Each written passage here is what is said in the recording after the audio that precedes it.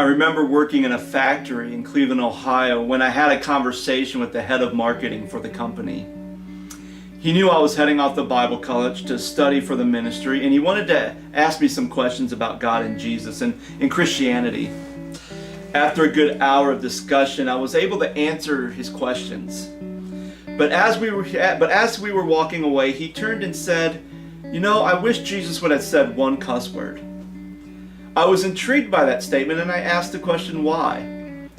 He said, because Jesus seems too perfect. And if he would have just said even a minor cuss word, he would be relatable.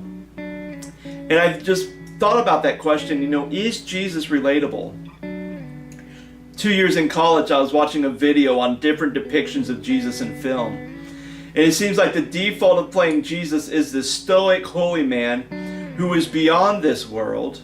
It was almost like everything, it was just almost like no emotion in their face. And the only time you ever saw emotion in Jesus was whenever he was flipping over a table in the temple or when he was being crucified. But when we look at the scriptures, we see that Jesus is one who was fully God and fully human, and it's this cry, and this cry is one that makes Jesus relatable.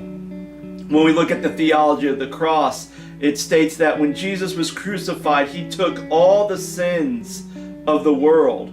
He took all the sin, the shame, the wrongdoing, so that humanity can be redeemed through the grace of God. I believe that when Jesus cried, my God, why have you forsaken me?" He was connected strongly with humanity and with our sin. You see, Jesus knew the scriptures. He knew that Deuteronomy 31:6 says, "Be strong and courageous. Do not be afraid or terrified because of them, for your Lord your God goes with you, and he will never leave you nor forsake you." So why did he ask the question about God forsaking him? I believe that in every person's faith journey, there's always moments where we feel God has left us. Whether it's not getting relief for our suffering, or every time we throw up a prayer or we shout to the Lord, it seems like our prayers fall flat. When Christ was being crucified, not only did he feel those same emotions of God's abandonment, but he also knew that he was doing everything that the Father had commanded him to do. John 8:28, Jesus said that he cannot do anything unless the Father enables him to do. It was at this moment on the cross that he felt every painful thing ever imaginable. It was in this moment that his humanity began to be stripped away. There is no sin, there is no shameful thing, there is no wrong that Christ has not died for. He died for your sins.